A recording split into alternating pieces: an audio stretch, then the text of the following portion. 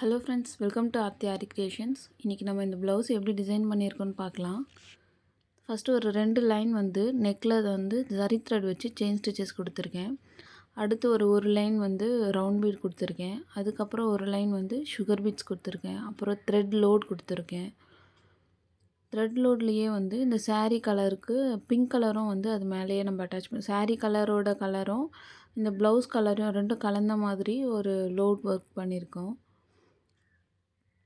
First blue கலரில் load பண்ணிவிட்டு அதுக்கு மேலே ஒரு 1/4 இன்ச் கேப்பில் வந்து இந்த பிங்க் கலர் த்ரெட் வச்சு லோட் பண்ணியிருக்கேன்.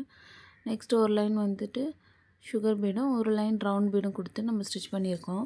நெக்ஸ்ட்டு இந்த மாதிரி அங்கங்கே புட்டாஸ் வச்சு நம்ம இந்த பேக் நெக்கை வந்து ஃபினிஷ் பண்ணியிருக்கோம். இப்போ ஸ்லீவ் எப்படி டிசைன் பண்ணியிருக்கேன்னு பார்க்கலாம்.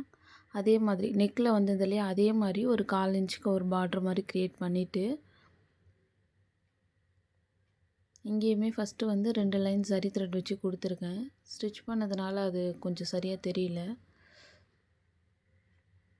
காப்பர் சரி வச்சு நம்ம 2 லைன் கொடுத்துட்டு அதுக்கப்புறம் ஒரு லைன் ரவுண்ட் பீட் ஒரு லைன் வந்து சுகர் பீட் மறுபடியும் லோட் ஒர்க்கு. இந்த நெக்கில் என்ன பண்ணமோ அதையே வந்துட்டு நம்ம கையிலையும் வந்து ஒரு 1/4 இன்ச்சுக்கு நம்ம ரெடி பண்ணியிருக்கோம். நெக்ஸ்ட்டு வந்து இந்த மாதிரி லைன்ஸ் வந்து போட்டுக்கலாம். அதையும் வந்து சுகர் பீட்ஸ் வச்சு நம்ம போட்டிருக்கோம். சென்டரில் இந்த மாதிரி ரவுண்ட் பீட்ஸும் சுகர் பீடும் வச்சு நம்ம பண்ணியிருக்கோம். ஒவ்வொரு சென்டர்லேயும் நம்ம அதே மாதிரி பண்ணிக்கலாம்.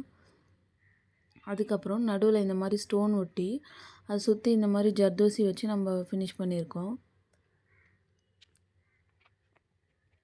ஒவ்வொரு ஸ்டோனையும் சுற்றி நம்ம ஜர்தோசி வச்சுருக்கோம். அதுக்கப்புறம் உள்ளே வந்து சாரியோட கலருக்கு பானி ஸ்டிச் பண்ணியிருக்கோம். ஒரு பாக்ஸில் பானி ஸ்டிச் பண்ணியிருக்கோம், ஒரு பாக்ஸில் பண்ணல, எம்டியாக விட்டுருக்கோம். அந்த மாதிரி பண்ணும்போது உங்களுக்கு இந்த ப்ளவுஸோட கலரும் சாரியோட கலருமே நமக்கு ரெண்டுமே மிக்ஸ் ஆகும்போது பார்க்க இன்னுமே அழகாக இருக்கும்.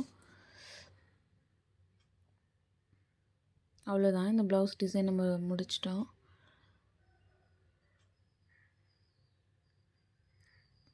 இந்த மாதிரி தான் இந்த ப்ளவுஸை டிசைன் பண்ணியிருக்கோம்.